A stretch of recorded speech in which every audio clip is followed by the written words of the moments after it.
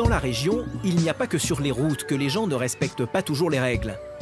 Car le Morbihan, c'est aussi 170 plages, 900 km de côte et une mer réputée pour être plus chaude que dans le reste de la Bretagne. L'été, baigneurs et plaisanciers sont nombreux à vouloir en profiter. Une affluence qui entraîne forcément des excès en tout genre. Pêche illégale ou abusive, conduite de bateaux sans permis ou encore excès de vitesse. Pour lutter contre ce genre de délit, il existe une unité spécialisée dans les patrouilles maritimes. Alix et Étienne font partie de ce corps de gendarmerie qu'on appelle la brigade nautique. Aujourd'hui, ils partent au large de Quiberon contrôler des embarcations de pêche. Avec l'arrivée de l'araignée, qui est quand même un mets apprécié, il y a beaucoup de personnes qui se mettent à l'eau parce que ça reste quelque chose qui est facile à attraper. Quand elle arrive c'est une vague. Le fond marin en est tapi. Donc il est assez facile de les ramasser. Après, à nous de vérifier la quantité, de vérifier la taille.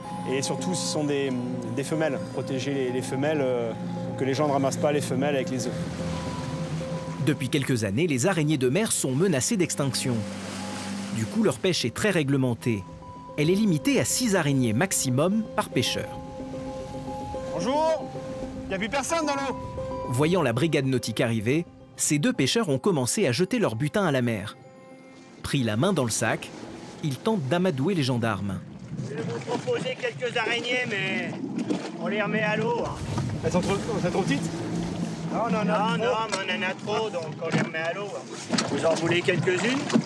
Ah oui, là vous en avez un peu plus que la norme. Non, mais on a, pour pouvoir sélectionner. On fait le tri. On a déjà remis à l'eau, mais là on va pas se gêner. Vous savez combien vous avez le droit? 6 par personne. Par quoi? À l'entrée du port? Normalement, même déjà sur le bateau, il doit y en avoir que 6 par personne. C'est vrai? Ah oui? Les 2 pêcheurs sont parfaitement au courant de la législation en vigueur. Et pourtant, sur leur bateau, les gendarmes comptent une bonne trentaine d'araignées. À 9 € le kilo en moyenne, il y en a au moins pour 250 €. Combien il y en a? 6. Vous en avez eu des belles quand même? Ouais. Non, mais bon, là, c'est un festival. Ce sera donc 6 araignées chacun, et pas une de plus. Mais Alix vient de remarquer un autre détail problématique, qui pourrait bien valoir à ces messieurs une amende de 1 500 €. Les bruits de chasse sous-marine? J'ai oublié. Et vous? Pareil, plus. C'est pas bon du tout, ça. Les plongeurs qui pratiquent la chasse sous-marine doivent obligatoirement indiquer leur présence sous l'eau à l'aide d'une bouée fluorescente. Une règle qui vise avant tout à protéger les pêcheurs eux-mêmes, car s'ils nagent à fleur d'eau et qu'un bateau à moteur leur passe dessus, ils peuvent se faire broyer par les hélices. Ah ouais, non, mais la bouée de chasse, c'est obligatoire. Pour cette fois, ces messieurs s'en sortiront à bon compte. Mais Alix les met en garde, ils sont désormais dans son collimateur. Je pense qu'on se reverra dans l'été. Allez, bonne journée. Merci. Bonne journée. Au revoir. À longueur d'année, les gendarmes doivent multiplier les rappels à l'ordre. Car en mer, certains pensent qu'ils ont tous les droits. Qu'est-ce que c'est super? Une embarcation plutôt étrange attire leur attention. À l'intérieur, des adeptes de la chasse sous-marine. Messieurs, bonjour. On va vous laisser désarmer le fusil.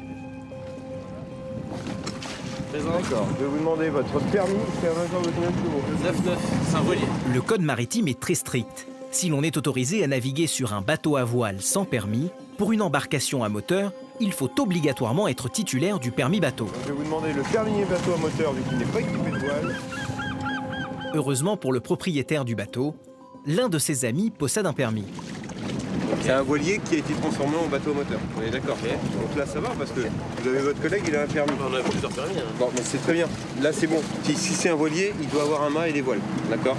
Le moteur, après, il peut être de 9 chevaux, ça pose pas de problème, mais c'est un moyen accessoire. C'est le deuxième moyen pour pouvoir vous propulser. Rien n'échappe à la vigilance d'Alix. Il remarque le moindre détail qui cloche. Il vient d'ailleurs d'en repérer un autre. Les IMAT, il va falloir absolument les mettre de chaque côté du bateau. D'accord? Les IMAT, minimum 4 cm en hauteur. C'est pas très gros. Hein.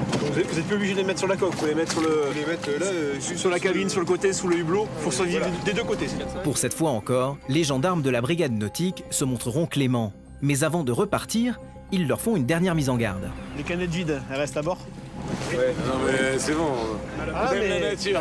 Oui, mais On accrochera un fil. tous les pêcheurs nous disent ça, mais le nombre de canettes qu'on trouve au fond de l'eau. Ouais, bonne pêche. Bonne journée à vous. Contrôle des embarcations, surveillance des zones de pêche. De janvier à décembre, la brigade nautique veille à ce que tout le monde respecte les règles. Leur terrain d'action est très vaste. Ils peuvent intervenir en mer, mais aussi sur les plages ou encore dans les zones portuaires.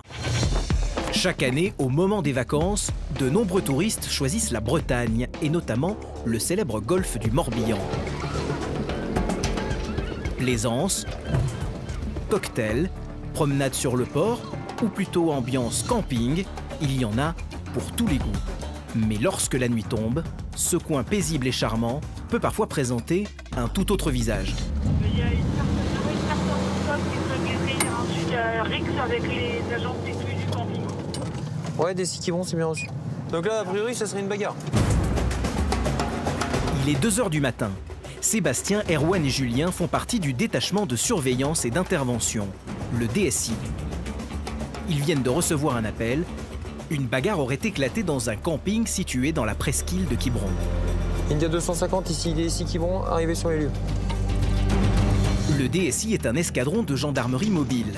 Il vient en renfort des autres brigades lorsque celles-ci sont en sous-effectif et lorsque la situation est délicate. Sur place, les gendarmes sont accueillis par les vigiles en charge de la sécurité du camping. Une violente altercation aurait eu lieu à la buvette entre des campeurs et le patron du bar en personne. Le patron du bar qui est inconscient au sol, il a pris un coup derrière la tête et il saigne. Ah, ok. Erwan est l'un des membres de cette unité venue en renfort de Vannes. Avant de partir à la recherche des agresseurs, il doit évaluer la gravité des blessures de la victime. Ça va, monsieur? Ouais. Des picotements partout. Ouais, vous pouvez bouger les membres? Ouais, c'est bon. L'un des serveurs du bar explique aux gendarmes comment son patron s'est retrouvé par terre. Mais en fait, il est tombé par terre, il a pris un coup, il est tombé par terre, et après, il est revenu conscient. Le blessé souffre de quelques commotions, mais son état est stable. Est-ce qu'il y a moyen de le couvrir? Une perte de connaissance, même brève, peut parfois être le symptôme d'une hémorragie interne. La victime doit donc rester immobile pour éviter que son état ne s'aggrave. C'est normal. Ok, reprenez sa tête. Plusieurs agents de sécurité ont assisté à la scène. Apparemment, tout serait parti d'une violente dispute conjugale entre 2 clients de la buvette. Il y a la compagne d'un des gars qui était assis sur une chaise, il y a une espèce de promesse, il a poussé en arrière comme ça, elle est tombée de la chaise, elle s'est cognée par terre. D'après ce vigile, le couple qui était avec 2 autres amis avait un comportement agressif. Le patron de la buvette serait intervenu pour leur demander de rembourser les dégâts qu'ils ont causés. La situation aurait dégénéré. Du coup, le patron est sorti parce qu'ils ont cassé la chaise. Donc lui, Alors qu'il décrit la scène aux gendarmes, le vigile du camping semble particulièrement nerveux. Moi, je te donne que 20 € et puis bam, et ça, voilà, ça a démarré, c'est parti dans tous les sens. Et pour cause, un de leurs collègues qui est également agent de sécurité au camping n'est autre que le fils de la victime. Pas comme ça. Allez. C'est son père. C'est son père, le patron. C'est quoi l'emplacement? Lorsque la bagarre a éclaté, il faisait une ronde. Depuis qu'il a appris ce qui s'est passé, il n'a plus qu'une seule idée en tête, se venger. Ils sont en haut de quelque chose. On va aller les gendarmes. Non, non! Viens ici, il y a les gendarmes, viens ici! Dans le camping, la tension est à son comble. Le jeune vigile est très remonté. Il veut se faire justice lui-même. Je sais que c'est ton père. Non, restez là, vous, monsieur, restez là. Mais je peux pas rester, c'est mon père. Non, mais justement. Je peux pas rester impuissant, c'est pareil. Non, mais on va s'en occuper. Reste avec moi. Reste avec moi. Reste avec moi. Le jeune homme est hors de lui. Erwan et ses collègues vont-ils réussir à lui faire entendre raison? Retour au camping de Quiberon. Une violente bagarre a opposé des vacanciers au patron de la buvette de l'établissement. L'homme est blessé et son fils, qui est l'un des vigiles, veut retrouver les agresseurs présumés pour se venger. Mais les gendarmes vont se montrer très fermes. Il a interdiction d'y aller, c'est à eux de régler le problème. Les agents de sécurité devront se contenter de donner le signalement des suspects. Reste avec moi. Reste avec moi. Il y a une autre voiture qui arrive. Il y a un gros et il y a un tout fin. Les filles sont aussi alcoolisées. Parce qu'il y a des filles aussi? Ouais, il y a 2 filles, elles sont super violentes. Il y en a une qui m'a craché à la gueule.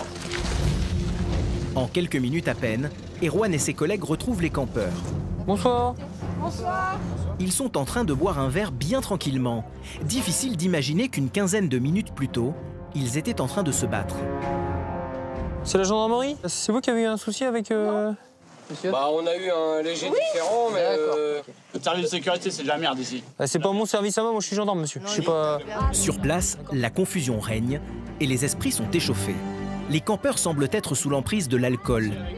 L'une des femmes confond même les gendarmes et les vigiles. Est-ce que vous croyez que c'est normal? Parce que c'est un de vos collègues. Donc... C'est pas nos collègues, madame. Ça, je m'en fous. Nous, on est gendarmes. Vous croyez que c'est normal? J'étais en train de boire un coup avec ma copine. L'autre, il vient, il me prend par là, il me jette et je prends des coups de taser et des coups dans la gueule. Est-ce que vous croyez que c'est normal? Ah non, mais je crois pas du tout que c'est normal. Ouais, non, mais vous êtes solidaires entre vous. Hein. Mais je vous dis que c'est pour mon collègue. La jeune femme est ivre, ses propos sont confus. Erwan a bien du mal à dialoguer avec elle. Alors il s'adresse à l'homme suspecté d'avoir agressé le patron de la buvette. Sa version des faits est bien différente de celle des vigiles. Alors expliquez-moi un peu ce qui s'est passé. Donc, le patron du bar est venu me voir parce que sans faire exprès, mon pote, en fait, il a cassé une chaise. Il est venu me voir, il m'a dit, bon, bah voilà, bah moi, il y a une chaise de cassée, maintenant, moi, il me faut 50 balles. D'accord. Je regarde, je dis, non, mais déjà, toi, tu me sors comme ça, il te faut 50 balles. T'as même pas la facture de ta chaise, t'as rien. Je dis, crois pas que demain, on va arriver, la bouche en cœur, et qu'on va te donner 50 balles, quoi, en vérité.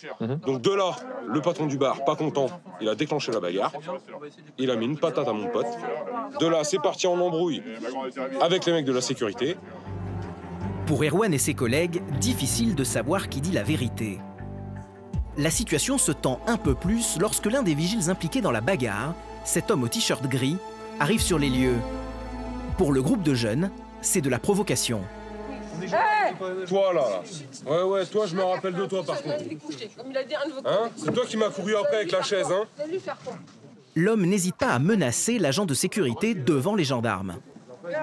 Toi tu m'as couru après avec une chaise, même 2 chaises. En quelques minutes, le vigile est rejoint par ses collègues. Les deux camps se toisent et les insultes fusent. Mais vous êtes des bâtards quoi. L'autre il nous en fout pas la gueule et vous venez partager là. Vous êtes content de vous là? Vous êtes content de vous là? Allez là. Ah, vous êtes content de vous là? En deux connards. Et ils ont plein de coups de taser ces bâtards là. C'est eux là, c'est eux là. Monsieur. Restez là. Allez, vas-y. Les campeurs sont furieux. Ils estiment que ce sont eux les victimes. Et la présence des vigiles attise encore un peu plus leur colère. Monsieur, tu peux croiser les bras et faire balèze. Hein. Julien, je vais te mettre en miettes. Monsieur, calmez-vous. Pour faire retomber la pression, les gendarmes vont emmener l'agresseur présumé au poste. Donc là, on vous emmène à la brigade, là, vous allez dire ce que vous avez entendu. Voilà, vous allez être entendu par les gendarmes départementaux. L'interrogatoire se déroule à la brigade de gendarmerie de Quiberon. Alors là, concrètement, qu'est-ce qui s'est passé dès le début? De ce que j'ai compris, vos deux conjointes sont parties en fin de compte à une soirée, c'est cela? Voilà. La soirée donc il y a eu la soirée du camping. Il y a eu une soirée camping, d'accord. Danser, machin. Oui. Après, arrivé au bar. Donc de là, il y a eu une chaise de cassée. Oui. Je sais que mon pote a cassé une chaise. Le campeur nie toujours avoir porté le moindre coup sur le patron de la buvette. Il prétend au contraire que ce sont les agents de sécurité qui ont déclenché la bagarre. Les mecs de la sécurité s'en sont mêlés. Et de là, c'est parti à du 4 contre 1 en fait. J'ai pris 2 ou 3 coups de gazeuse par les vigiles. Oui. Et j'ai pris 2 coups de chaise par le mec qui était là quand vous m'avez interpellé. Le mec là que je vous ai dit là. Identifié celui-ci. Vous voyez très bien, vous voyez bien quand même. Identifié celui-ci. Et ben voilà. Ah, okay. Et ben lui, il m'a mis 2 coups de chaise et celle-là, je les ai pas digérées. Parole contre parole, difficile d'y voir clair. L'homme qui porte des marques sur le cou et les bras a bien été agressé à coups de taser. Les gendarmes vont donc lui accorder le bénéfice du doute. Il sera libéré 1 heure plus tard.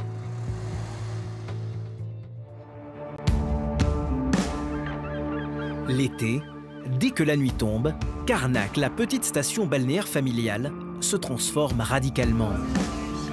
Ça a bien picolé quand même. Dans les rues, des centaines de jeunes se retrouvent pour faire la fête. Aux terrasses des cafés, l'alcool coule à flot et les noctambules de plus en plus éméchés donnent de la voix. Carnac, l'été, c'est le feu, c'est là où tout le monde se réunit, c'est parfait. Faut venir à Carnac. Et surtout, ne le renverse pas. Les motos verts, les motos verts, les motos verts. Nous sommes en direct de Carnac. Alors attention, parce que là, on a des gendarmes, là. Ils sont super gentils en plus. Hein. Ils ont l'air cool. Hein. Ils ont l'air cool. Alcoolisé sur la voie publique, alors qu'il y a plein d'inspecteurs de police. Stéphane n'est pas un inspecteur de police. C'est un gendarme. Ce soir, il doit patrouiller dans les rues pour éviter les débordements.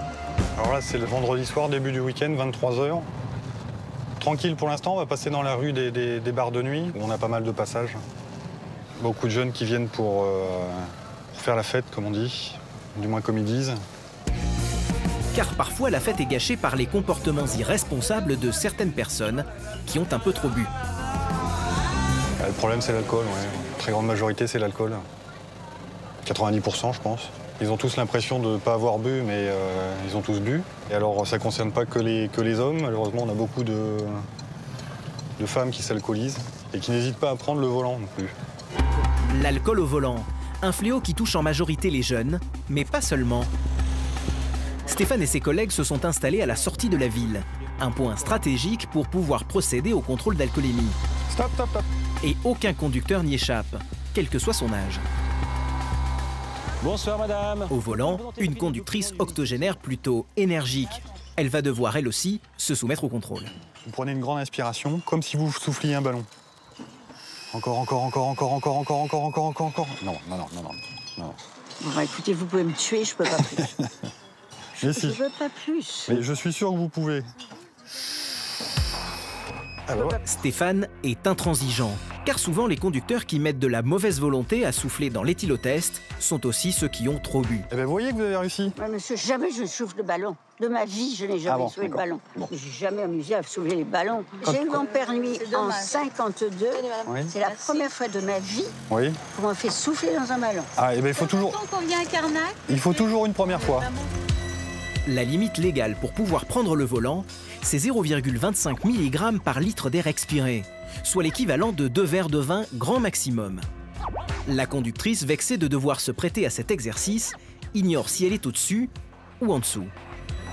Bon, et alors, c'est bien, c'est pas bien. 0,18, c'est juste. Il faut multiplier par 2.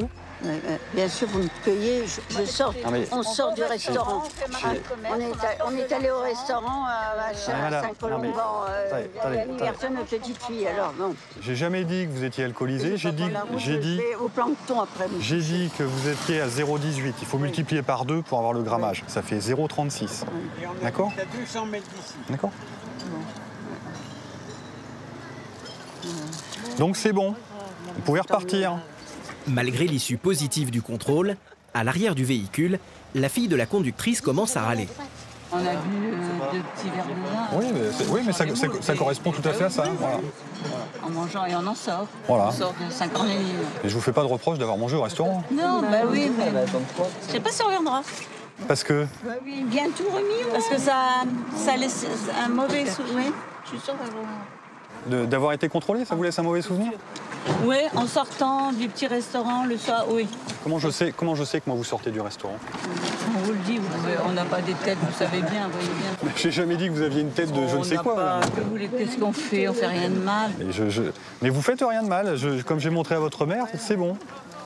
Mais il faut pas plus. Moi, madame, toujours est-il que vous serez verbalisé pour le non-port de la ceinture pour un passager. J'avais une ceinture. Vous ne l'aviez pas. Votre voisine non plus. Donc voilà. Tout est dit. Pour ne pas avoir mis sa ceinture de sécurité, cette dame, comme sa voisine, va écoper d'une amende de 135 €. Elle a peut-être manqué une occasion de se taire. Allez, au revoir. Bonne fin de soirée. Allez-y. Au revoir, madame. On a toujours affaire à des gens qui sortent du restaurant comme si on savait d'où ils sortaient. C'est difficile à comprendre. Surtout s'il y a un accident derrière, la prise de sang, l'alcool, c'est pas bon. C'est mort. Mais ça fait 40 ans qu'on vient à Carnac. Donc on a presque le droit de faire ce qu'on veut. Bonjour, gendarmerie, contrôle de l'alcoolémie. Les gendarmes doivent faire face à la mauvaise volonté, mais également à la mauvaise foi de certains conducteurs. Vers 5 h du matin, au moment où les jeunes sortent de discothèque, Guillaume, un collègue de Stéphane, contrôle une jeune femme. Vous avez consommé de l'alcool? Même pas un verre. C'est parti? Et avant? Et alors, il fait partir parce que je viens de Quiberon en voiture. Vous avez sourire, vous avez rien? Non, rien du tout. Un souffle. D'accord. Mettez les étoiles jusqu'au bout de l'écran. Attends, reprends vos respirations. La conductrice est à peine majeure.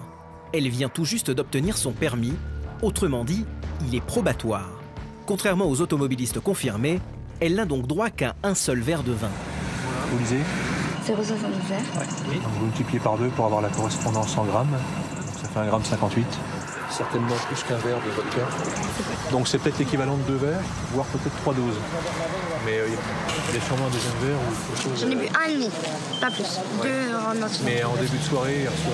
Non, même pas. Je vous dis, je suis partie de Quiberon, j'étais à Jeun. Vous n'avez consommé que dans la boîte de nuit? Que à partir de sur le parking.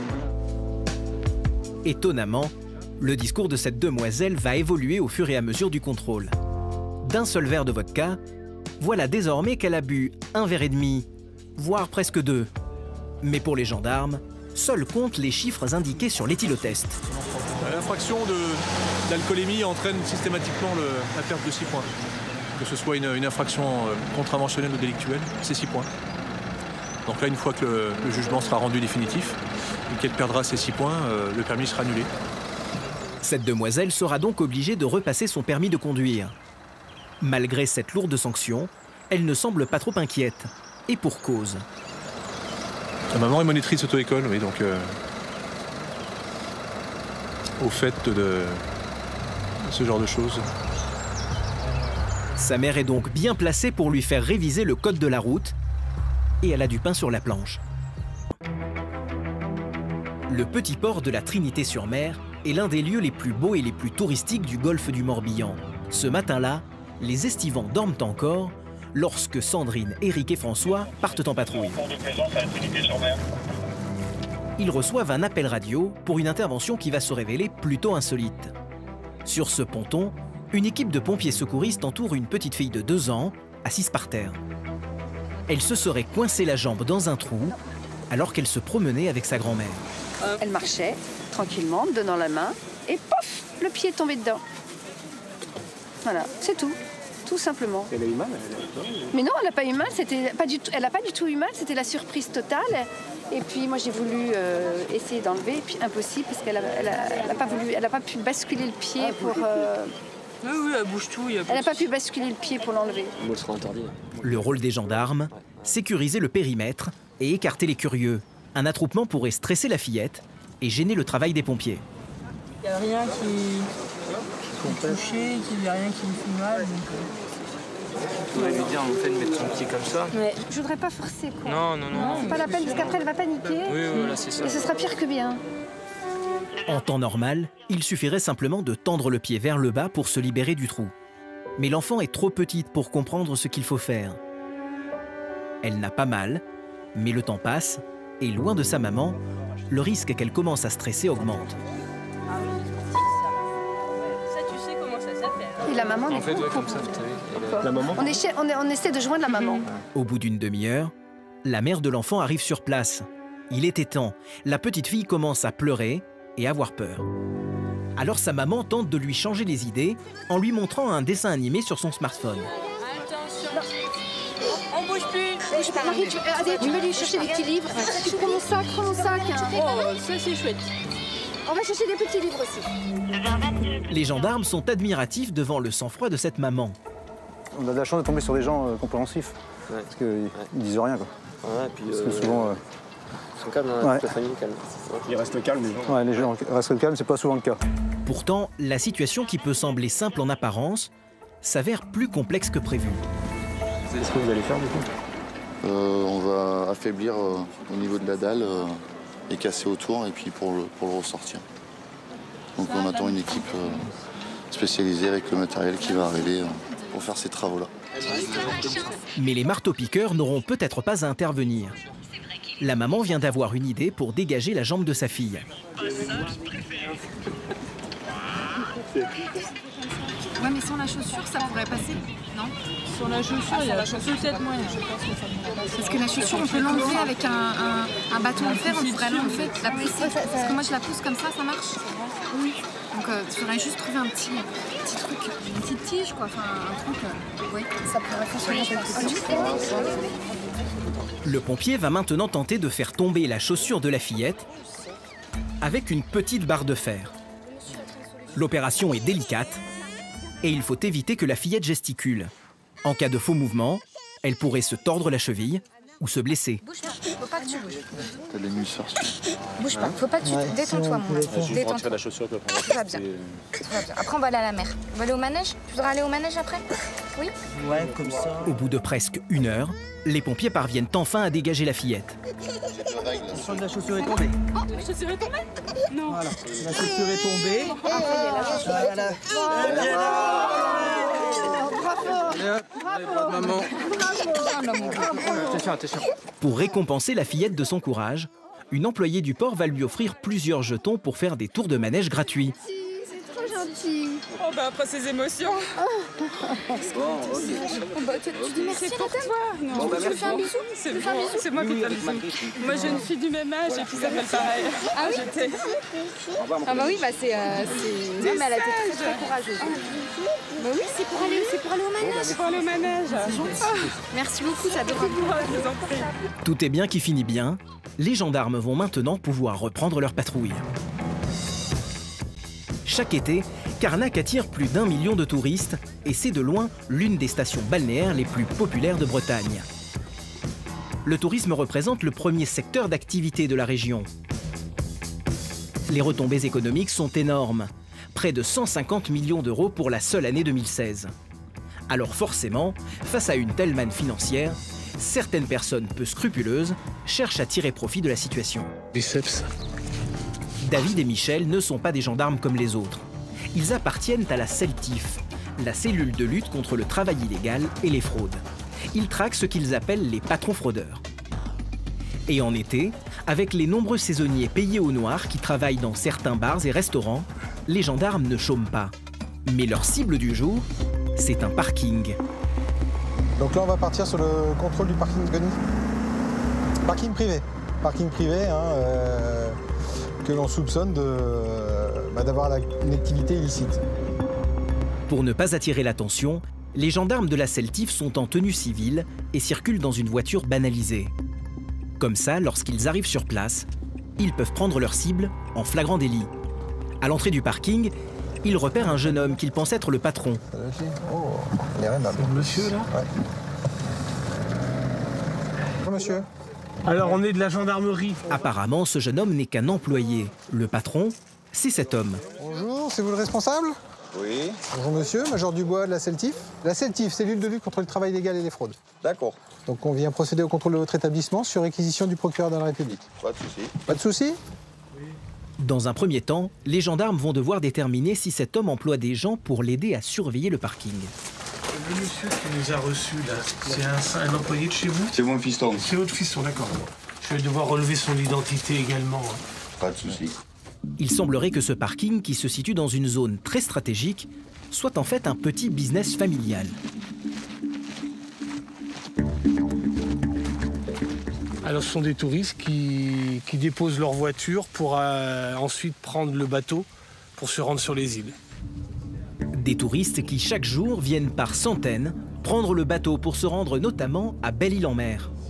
À 9 € l'entrée par voiture, ce parking semble très lucratif.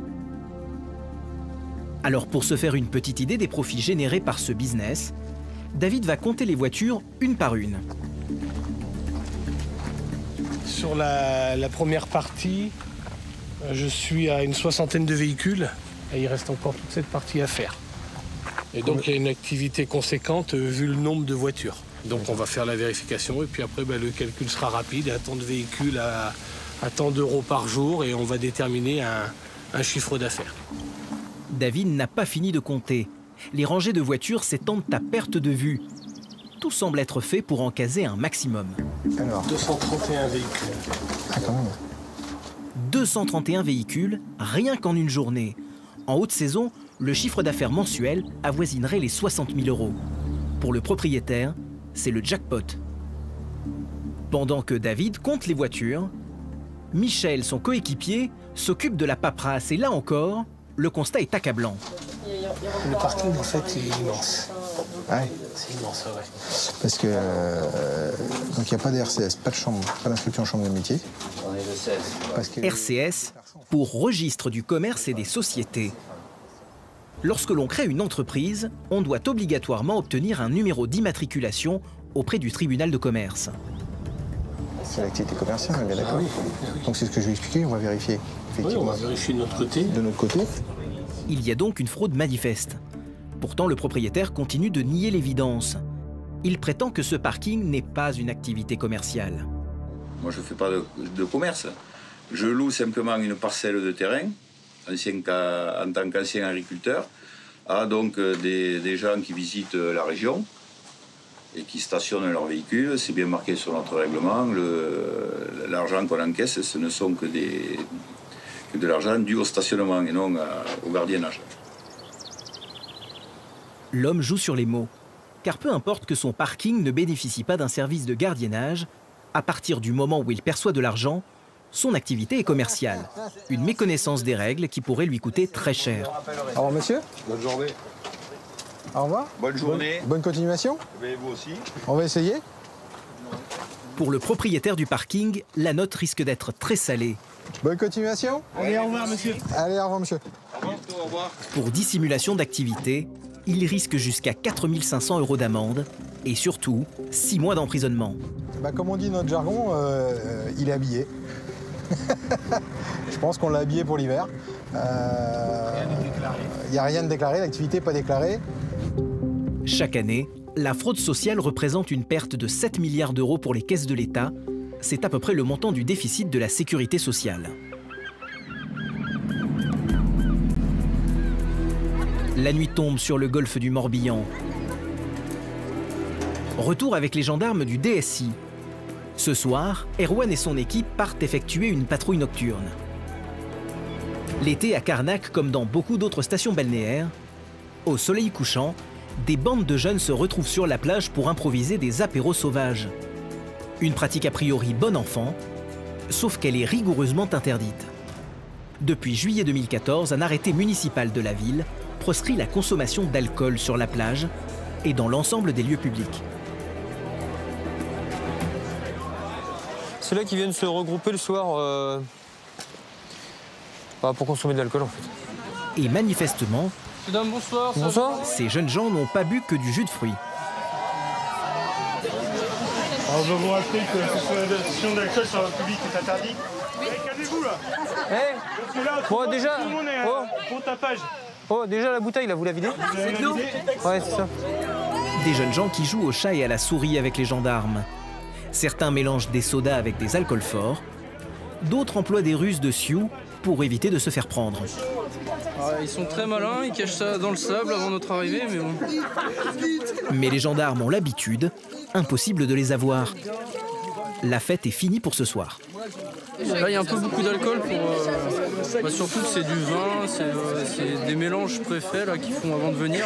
Donc je sais pas quel alcool fort ils ont mis dedans. On les retrouve un peu plus tard, à 3h, 4h, dans des états beaucoup plus alcoolisés que ça. Et puis voilà, ça engendre les bagarres, les tapages, malheureusement des comas éthyliques, des interventions des pompiers. Bon, tout ce qu'on fait en prévention entre guillemets là, ça servira pour plus tard dans la patrouille. Les gendarmes sifflent la fin de la récréation, mais avant de partir, il faut tout nettoyer. Car non seulement c'est sale de laisser des bouteilles vides sur la plage, mais en plus, c'est dangereux. On a appris qu'il y avait un gosse qui s'était... Oui, il y a un enfant qui s'est coupé le pied. Non, c'est pas cool parce qu'il y a une gamine de 6 ans qui s'est fait entailler le pied, c'est vraiment pas sympa. À quelques kilomètres de là, une autre unité du DSI de Vannes a été appelée à la rescousse par la police municipale de Carnac. À sa tête, Sébastien. On a la police municipale qui a procédé à un contrôle et la personne est alcoolisée au volant et cette personne refuse de les suivre. Il demande notre concours dans ces situations-là. Le fait des fois de devoir arriver 3 personnes supplémentaires, des gendarmes, des fois il y a des personnes, ça les fait réfléchir un petit peu plus que la police municipale. Le problème, c'est que depuis le premier appel de la police municipale, le conducteur a pris la fuite et il est rentré chez lui comme si de rien n'était. Jean-Michel, le policier municipal qui a effectué le contrôle, a donc donné rendez-vous aux gendarmes devant le domicile du fuyard. Et le contrôle, il s'est passé comment, là? Bien, nickel, on arrive, on fait souffler, positif. Donc, du coup, je vous appelle. Pour l'instant, ça allait. Et puis tout d'un coup, on prend son téléphone. Tu lui as dit qu'il était positif? Oui, bien sûr. Bah, je suis obligé de l'informer. Et après, il a pas... Parce que je lui ai dit, bah, du coup, monsieur, vous allez devoir nous suivre. Et puis on va aller à la brigade pour contrôler le taux. Il me fait non, je viendrai pas. Donc c'est de là que je t'ai rappelé. Pour te dire qu'il ne voulait pas venir. Ok. Car ce monsieur était tellement ivre que dans sa fuite, il a carrément oublié les papiers du véhicule. Du coup, les policiers municipaux n'ont même pas eu à s'engager dans une course-poursuite. Ils se sont contentés de retrouver sa trace grâce à l'adresse qui figurait sur sa carte grise. Monsieur a eu peur de nous suivre pour aller à la brigade pour contrôler l'alcoolémie. Et il est rentré chez lui, il a oublié qu'on avait déjà ses papiers et sa portière de la voiture est ouverte. Et il est chez lui, là, vous êtes sûr? Ah oui, il est rentré. Malheureusement, il est à peine 5 heures du matin. Or, en France, l'heure légale pour procéder à des interpellations dans une propriété privée est fixée à 6 heures. Les gendarmes vont donc devoir patienter encore un peu. Mais le fuyard ne perd rien pour attendre. Donc concrètement, ça fait qu'aggraver son cas parce que la procédure de la conduite sous l'emprise d'un état alcoolique aura quand même lieu et malheureusement, ça va être dommageable pour lui parce qu'il prendra le maximum qu'il peut prendre derrière au niveau de la procédure. Le contrevenant risque un retrait de permis, une amende de 30 000 € et jusqu'à 2 ans d'emprisonnement. En attendant de pouvoir procéder à son arrestation, Sébastien et ses collègues sont appelés pour intervenir à une dizaine de kilomètres de là. Je viens d'engager la patrouille de Carnac sur le lieu dit Kerley-Arec. Une bagarre particulièrement violente aurait éclaté dans le centre de Carnac. Qu'est-ce qui se passe? Une bagarre. Ouais, bon, on va compter les points, quoi. Lorsque Sébastien vient constater les faits, un homme est étendu au sol, il semble être KO. Sur place, la confusion règne. Difficile de savoir qui a fait quoi. C'est qui les protagonistes, là? Les protagonistes? Oui. C'est eux, nous. Moi, je passais avec ma copine. Qui est-ce qui l'a mis au sol, le monsieur, là? Je sais pas, on est arrivé, il y avait plein de bagarres, on a voulu séparer. Tu restes là, camarade, tu restes avec? Heureusement, Jean-Michel, le policier municipal qui a suivi les gendarmes sur les lieux, a réussi à localiser l'agresseur présumé. Il serait dans cette voiture blanche. Monsieur. C'est quelqu'un de la voiture, là. C'est quelqu'un de la voiture. Monsieur, c'est bon, reculez un peu. Il vient maintenant. Monsieur. Alors que Sébastien fait sortir l'agresseur présumé pour l'interroger, un ami de la victime le prend à partie. La tension est palpable. Laissez le côté là-bas. Non, mais on va rester là. Toi, ta gueule. Le gendarme s'isole avec le suspect pour éviter une nouvelle flambée de violence. Monsieur, vous venez avec moi, ok? D'accord. Vous restez avec moi ici. Sans problème, écoutez-moi, monsieur. Qu'est-ce qui s'est passé? L'homme se montre coopératif, mais Sébastien va devoir faire preuve de patience pour réussir à comprendre ce qui s'est passé. Je monte dans le bus. On commence à chanter, je chante le lac du Connemara. On va rester à distance, là. Non mais, monsieur, je ne m'approche pas. Je commence à chanter le lac du Connemara. Ouais. Bon, après, allez au but. Hein, parce que... écoutez-moi, monsieur. On lance des propos racistes. Les gens du voyage, on parle. Bon, oui. On chante pas, on en parle. Mais le gars est juste derrière moi. L'homme a consommé de l'alcool. Son récit est décousu. Apparemment, il serait membre de la communauté des gens du voyage. Pourquoi il est au sol, là? Il descend. Et il aurait été victime d'insultes racistes. Écoutez-moi, j'en ai rien à foutre. J'en ai rien à foutre. Les gens du voyage, on s'en fout. Mais les gens du voyage, on les encule.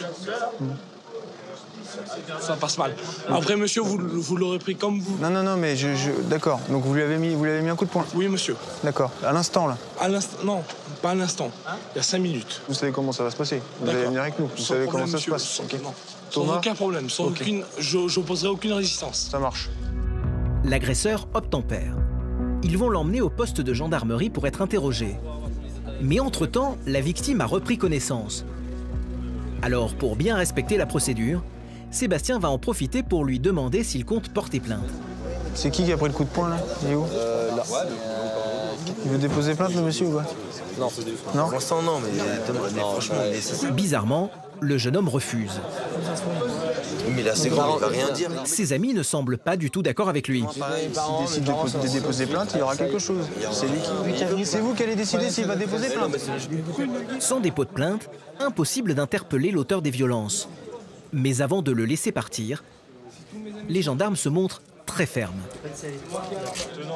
Prenez vos claques, vous allez voir vos amis, vous allez vous reposer. Ok ? Allez, excusez-moi. Mais en voyant l'agresseur repartir tranquillement chez lui, un ami de la victime, lui-même un peu éméché, commence à faire la morale aux gendarmes. Bah voilà, désolé, je trouve ça inadmissible. En tout cas, franchement, bravo pour votre taf, parce que vous êtes arrivé au bon moment, ça aurait pu être pire. Mais par contre, là, je trouve ça inadmissible. C'est tout ce que j'ai à dire, mais c'est pas vous à vous, c'est juste la loi française. Pour Sébastien, ce type d'intervention est moins anodin qu'il n'en a l'air. Une bagarre entre deux protagonistes, nous on arrive, la personne est déjà au sol, on connaît pas... Est-ce qu'il y a un problème, monsieur? Vous pouvez y aller, bonne soirée. Il n'y a aucun souci. Il y a eu beaucoup de départements sur Canaille ce soir. Ouais. Donc le chef de la brigade des chefs qui gère sur Canaille, il a géré tout ce qui a les lieux. Tout à fait, vous avez tout à fait raison, je vous remercie. Voilà. Au revoir. Heureusement, à Carnac, les gens ivres ne sont pas tous agressifs. Mais quel que soit leur profil, Sébastien a l'habitude. C'est le dialogue, la patience, et puis quand on doit interpeller la personne et qu'on doit employer la force, là on emploiera une autre manière d'agir, et puis voilà. Selon des chiffres communiqués par l'organisme de la santé publique, la consommation d'alcool des jeunes en Bretagne est nettement supérieure à celle observée dans le reste de la métropole. Dans cette région, 17% des jeunes boivent de l'alcool plusieurs fois par mois. C'est 5 points de plus que la moyenne nationale. Des statistiques inquiétantes, et le Morbihan n'échappe pas à la règle. Vers 7 h du matin, Sébastien et son équipe reçoivent un nouvel appel radio au sujet d'une bagarre qui aurait eu lieu à l'intérieur d'une boulangerie. À l'arrivée des hommes du DSI, l'ambiance est tendue. 2 hommes sont en train de s'insulter violemment. La situation est très confuse.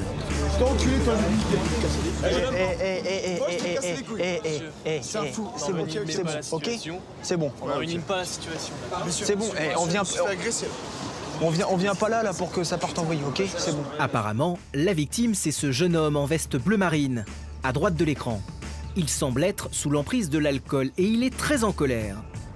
Il serait venu pour s'acheter un sandwich et il se serait fait violemment agresser. Il y a une altercation à l'intérieur de la boulangerie, les commerçants viennent d'ouvrir et ils se sont frappés et bousculés dans la boulangerie, ils ont cassé une vitrine. À l'extérieur, la victime présumée, toujours aussi énervée, accuse cet homme au blouson marron et noir de l'avoir agressé.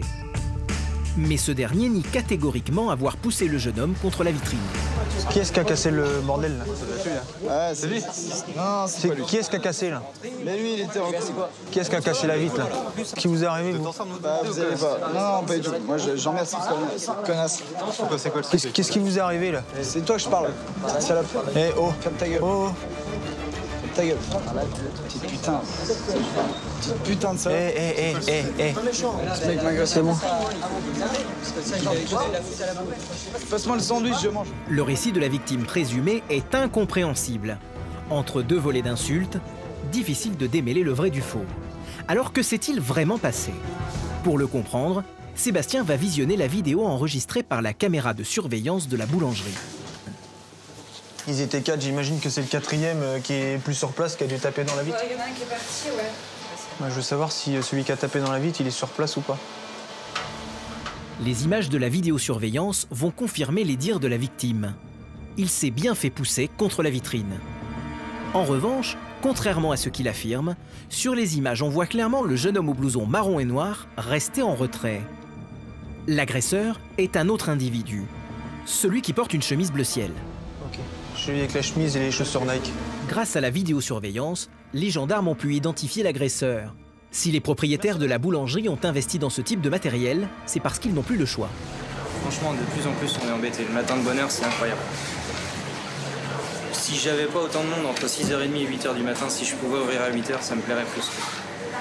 Parce qu'on se fait embêter tout le temps. Déjà toute la nuit. Et voilà, l'ouverture, tu bosses toute la nuit et puis tu te fais embêter comme ça. C'est pénible.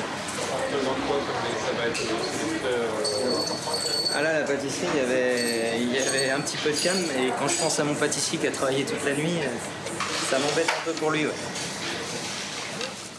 Pour Sébastien et ses hommes, il faut désormais retrouver la trace de l'agresseur. D'après les témoins, il se serait enfui juste avant leur arrivée. Franchement, je suis révolté. Vous déposez plainte contre lui ou pas? Je dépose pas. Vous déposez plainte? Bien sûr, je dépose pas. Ce connard. Non, je cherche sur lui, je me fais agresser, c'est pas ce délire. C'est pas ce délire contre lui là. Monsieur Briand, c'est lui qui nous a mis. Bah écoutez, non, mais je vous dis. Bah écoutez, c'est parce que le connard qui m'a agressé s'est barré en courant. D'accord, ok. Étrange, le jeune homme veut porter plainte contre celui qui l'a poussé contre la vitrine et qui a pris la fuite, mais il semble également vouloir porter plainte contre l'autre homme, alors que la vidéo montre bien qu'il ne l'a pas agressé. Mon pote, il pète la vitre. Je sais, j'ai vu les vidéos. Bah voilà. Je sais très bien, vous êtes pour rien. Bah voilà. Ah ouais. Mais vous voulez pas donner le nom du gars? Mais je le connais pas, le mec. Ah bon? C'est un pote d'un pote. Moi, je le connais pas. Tu peux dire que tu connais pas son nom et son prénom. Son prénom. Son prénom. T'es sorti avec un mec, tu connais pas son prénom. Bien que les images l'innocentent, l'homme semble avoir quelque chose à cacher. Il prétend ne pas connaître celui qui l'a appelé son pote quelques secondes plus tôt. Pour les gendarmes, la situation n'est pas très claire. Devant leur insistance, il finit par craquer et dénonce son copain. Par contre, si vous voulez venir avec moi, si vous voulez. Non, mais je sais pas si je vous demande où il est. Il est plus dans la barre. Je dois dormir avec lui. Putain, j'aime pas balancer les coups. Il dort dans le week-end. Mais je sais pas comment il s'appelle. D'après les informations fournies par ce jeune homme, le fuyard se serait caché à l'intérieur d'un gros 4x4 vert, garé à quelques rues de la boulangerie. C'est quoi la voiture? Un Defender. Un Defender? Ouais. Pas de Defender dans la rue. Il n'y a pas de Defender là. C'est à droite. C'est ça là? Ouais. C'est vert.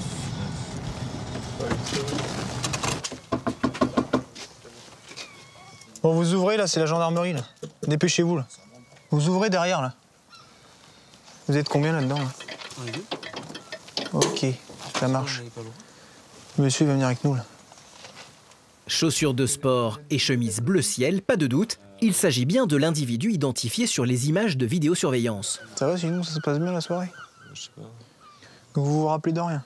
Non, il m'a réveillé en fait. Alors c'était pas il y a 3 heures, c'était il y a 20 minutes. Déjà vous avez cassé une vitrine dans la boulangerie. Il y a la vidéo qui vous identifie formellement, il y a des témoins. Et la personne qui a pris un coup de poing dépose plainte aujourd'hui, donc vous serez convoqué. Si, vous serez convoqué. Oui. Je vous conseille quand même de rester à Carnac aujourd'hui. Si vous voulez pas avoir de problème, je vous conseille de rester à Carnac aujourd'hui. Allez, reposez-vous bien. Rassurez-moi, moi je suis pour rien. Non, je pense pas, non. Attends, attendez, c'est moi qui mets les droites. Comment? C'est pas moi. Si le fuyard reconnaît avoir effectivement poussé la victime contre la vitrine de la boulangerie, il nie catégoriquement lui avoir donné un coup de poing et affirme que c'est son camarade qui vient de le dénoncer qui aurait frappé la victime au visage une fois sorti de la boulangerie. C'est pas moi qui fais... Attends, patate. Attends, t'as pas de sur les vidéos. Ah non. Sur les vidéos, moi j'ai rien. De toute façon, la vidéo du rond-point de Carnac, on verra clairement qui a tapé. Si vous avez tapé aussi, vous serez embêté aussi. Donc voilà, allez. Au revoir. Sébastien espère comprendre ce qui s'est passé à l'extérieur de la boulangerie grâce à la caméra de vidéosurveillance de la ville. Mais un nouveau témoignage va accélérer la résolution de son enquête. En chemin, il croise la victime et son cousin, qui était avec lui au moment des faits. Qui est-ce qui a porté les coups sur vous là? Celui que vous avez emporté. Comment? Celui que vous avez amené dans votre fourgon. Alors quand je vous demande tout à l'heure qu'est-ce qui vous a porté des coups, pourquoi vous me dites que c'est celui qui est parti? Le premier a poussé dans la vitrine mon cousin et le second a mis une touche dans le nez sur la rambarde d'handicapé et de là. Donc par rapport. De là vous êtes arrivé. Ok. Voilà. Allez. Bon courage. Merci. Au revoir. Bonne soirée, bonne nuit. Bonne soirée. Tout s'éclaire pour Sébastien. Le jeune homme au blouson marron et noir a attendu que la victime sorte de la boulangerie pour le frapper à son tour. Il va donc devoir lui aussi s'expliquer. Oui, vous êtes convoqué à 15h également, là, vous vous expliquerez avec votre ami. Là. Lorsqu'une agression physique entraîne des violences dites légères, n'entraînant pas d'arrêt de travail pour la victime, les coupables risquent une amende de 750 € et, plus étonnant, une suspension du permis de conduire d'une durée de 3 ans ou plus. Malgré les efforts des forces de l'ordre du Morbihan, les violences faites aux personnes ont connu en 2016 une hausse de presque 10%.